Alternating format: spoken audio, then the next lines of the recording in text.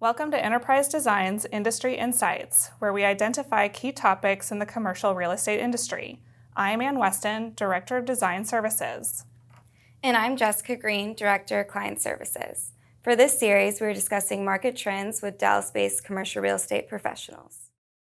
Today we have Elizabeth Furtado with Granite Properties. Thanks so much for being here, Elizabeth. Thank y'all so much for having me. This is honestly such a fun experience. I've never gotten to speak on a podcast before, so I was really excited for this opportunity. So initially, can you tell us a little bit about your role at Granite, how long you've been in the industry, and how you came to your current role? Yeah, absolutely. So at Granite, I'm a leasing manager, so I help Robert Jimenez and Burson Holman lease all of our office product here in Dallas. Really kind of how I got in the industry. It's a very unique opportunity. So I've been in the industry for about 6 years. So I started off, I worked at JLL. Doug Carrigan, he is an amazing friend, mentor of mine. So he brought me on to join his team of dispositions.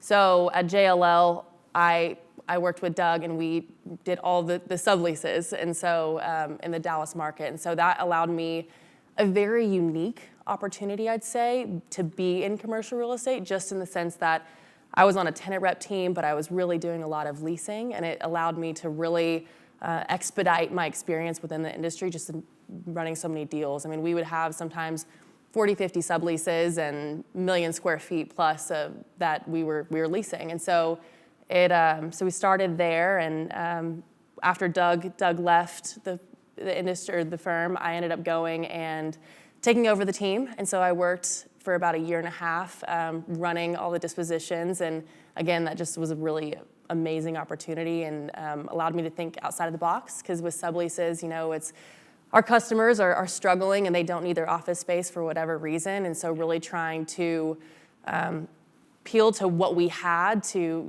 make deals and negotiations and a lot of tough conversations. But one of the really amazing things so Granite the entire time was with an ownership company that I loved. I mean, so it's kind of amazing, full circle. My first tour ever was at Granite Park 4.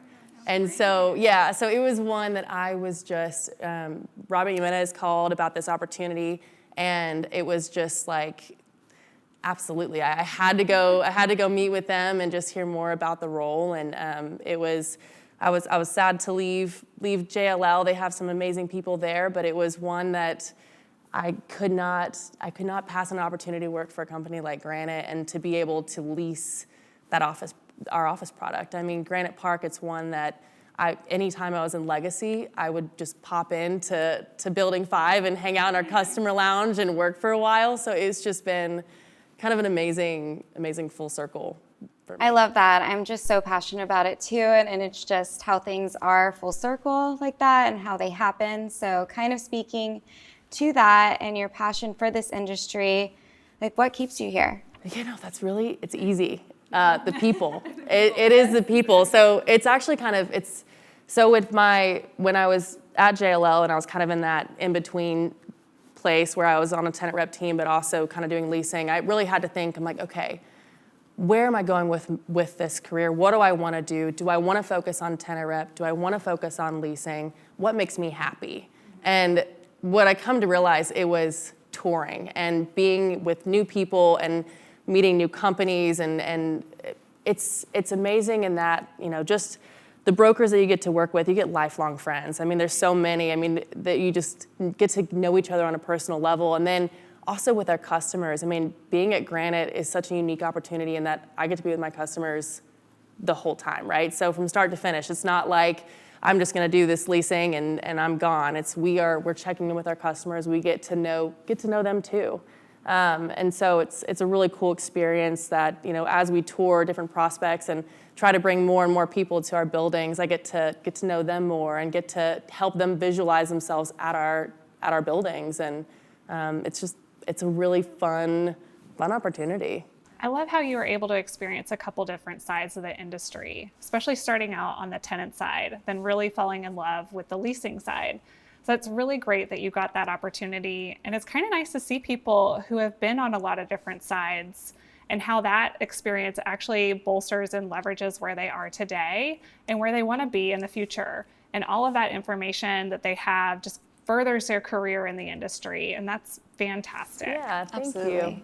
So another question, what are your thoughts on the trend for tenants transitioning to a hybrid model? Yeah, so I mean, it's happening, right? So the customers, I'd love to say everyone's 100% back in the office all the time, but I mean, that's not the case anymore, and we're fully aware of that. And so really, we're very intentional with our products and our new developments. We have 3 new developments that we're working on, and really wanting to make sure, I mean, the push is flight to quality, right?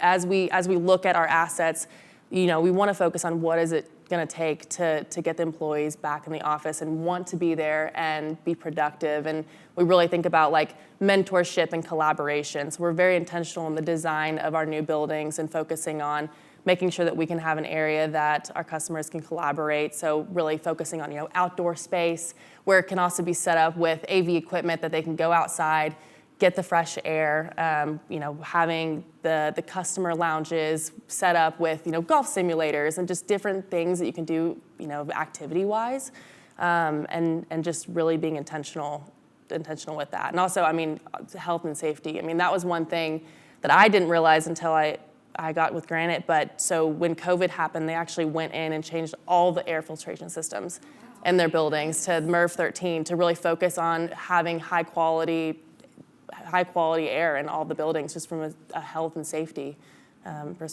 perspective. So, And I do love that you call your tenants customers. I think that's a really kind of niche thing, and it really does make a difference. It's more meaningful. We've talked a lot about the difference between just a typical greeter or a security guard versus concierge.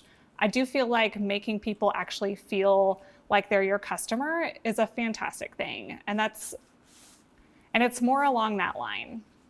And having those personal connections is great.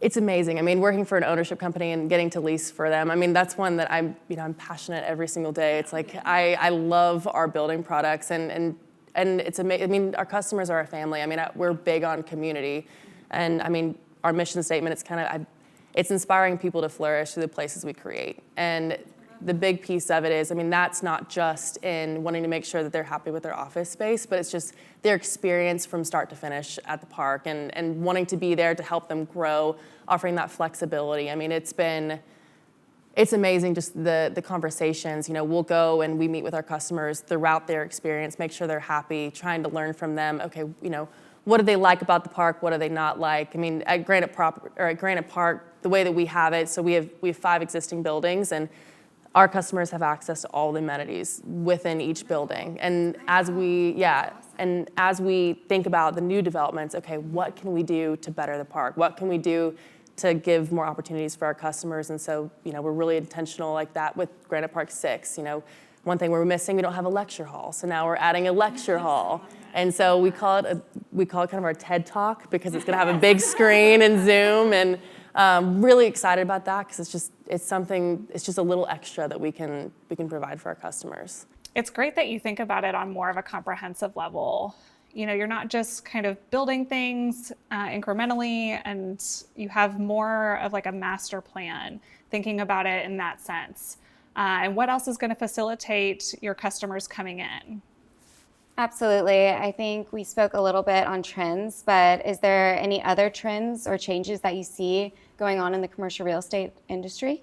Yeah, I mean, it's still just, it's all about flight to quality. Yeah. And so with that, the trends kind of follow. I mean, it is, like I mentioned, just the amenities, and really trying to offer a lot more options, variety in the amenities, outdoor space.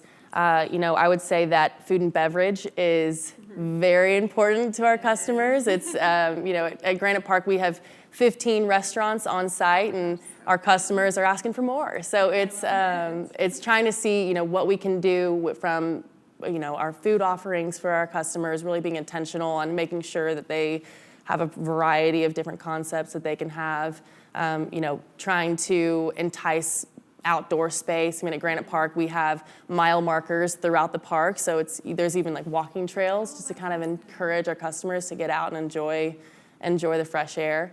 But really anything that is just going to enhance their experience, really here and everywhere. And then I would also say too, location is becoming a lot more important.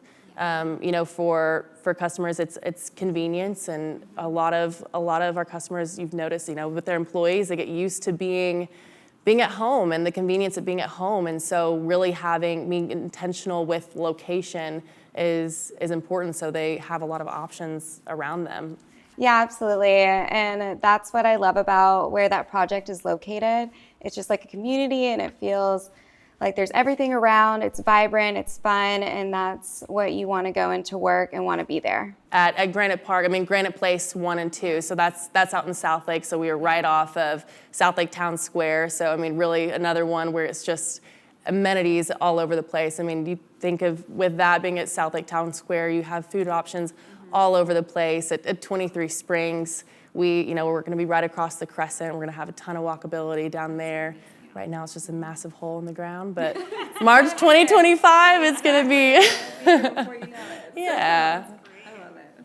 So another question is, how do you stay informed about the movement in the market, as well as the overall state of the market in Dallas? Yeah, so I think the biggest thing with just staying informed is staying in touch, right, with all the different brokers and everyone in the industry. So really being intentional, joining different comps meetings. So we'll go and with leasing agents, tenant rep brokers, we'll go and meet and just kind of collaborate here, talk about what we're hearing in the market, different trends, and just see how we can better ourselves. And then, just staying informed, staying active with NAIOP, TREC, NatCard, just going to those events and kind of hearing the different panelists talk and kind of learning from there. Right? It's very boots on the ground, having those relationships. Absolutely. That's the thing is you only learn so much by yourself, right? The more that you engage with others and lean on them and build those relationships, it only benefits everyone, right? We, at the end of the day, that we want the best product for our customers, and Dallas is a phenomenal market. So if we can better each other, what you can't ask for more than that. Absolutely. So. Okay, next question. Have you experienced any issues with lease negotiations or lenders not wanting to invest in office space? If so, how have you been able to refute that mindset? Yeah, so I would say from a leasing perspective, lease transactions have really been pretty stable. We're very fortunate in that the majority of our assets are still fairly leased up. And so I would not say that there has been too much of a change with negotiations from a leasing perspective. And our lenders, are absolutely great. There's definitely more of a push for flight to quality again with that. It seemed to be cooling, but it seems like things are starting to pick up a bit, especially with the higher quality. We just purchased McKinney and Olive, so that was a really amazing thing with Highwoods. So we're excited to be partnered with them again on McKinney and Olive in 23 Springs and GP6. So That's great. Mm-hmm. So are spec suites still the best method to move smaller vacancy offices in the market? And how have owners seen an impact of thoughtful design in spec suites? So I would say yes. Spec suites, it's one where it's amazing with the smaller office space. It just seems like those customers tend to need space a lot faster, 30, 60, 90 days. And we all know that it's going to take a little longer than that to build out those suites. And so it's definitely something that we think about. So we, Granite, we call spec suites ready suites. It's kind of a unique thing because we want the ready, right, for our customers. And so definitely very intentional with those build outs. And then we also just kind of thinking from the mindset of timing for our customers and convenience. We want things to be convenient and easy. And so we've also kind of piloted Ready Suites Plus, which is Ready Suites plus furniture. So we can have our customers go in. It's actually fully furnished. We do also have the ability to handle the telecom as well. And so it's one where, especially those customers that did need space in 30 days, it's a quick and easy transition. And then even with spec suites, I think a big piece of it too is we're also seeing larger users starting to want spec suites. So where we were kind of thinking mostly, staying kind of the 1,500 to 3,000, we are now looking at spec suites in the 5,000 square foot range. And then if it's not 5,000, we're looking at, okay, how could we potentially break up these spec suites and make it, 7,000, 8,000? So really kind of being creative in the design to be flexible, to make it very easy and convenient to break it up to add more space. those larger users. I do love that flexibility term because I feel like that has been really important, for tenants, really making sure that their work life can happen in the office and that down the road that they're not running into situations where they don't have the flexibility to kind of pivot and change things on how they work. And then for buildings as well, it's really key with all of the spec suites, making sure that they have the flexibility to adjust square footage based on the tenant and looking at the space. If they want a 2,000 square foot versus a 5,000, that you really do have that flexibility without adding the additional timeline, and you really don't have time for that. And then I love how many buildings you have and the flexibility that the tenants can use any of those amenities and they can use them however they want to work. Flexibility has really been key lately. So tell us more about the Ready Suite Plus and what the square footage range is and how the furniture is involved. So it does range. So we are only doing it on a few of our spaces because at the end of the day, I mean, some customers, they do want to be able to pick out their furniture, and with these spaces, the furniture is there, and so we are piloting in a couple different ones. I'd say that the smallest spec Ready Plus suite we have right now is probably 1,200 square feet, and then we have, I think our largest is around 6,000. So we do have a range of it, but it's really. It's nice in that also does kind of allow us flexibility in that, say a spec suite is available and we have a customer that needs a little bit of a longer commencement, or their space is taking longer to build out, we can a place to kind of put them for a period of time. So do you see incentives for sustainability and energy efficiency in commercial real estate beyond new developments?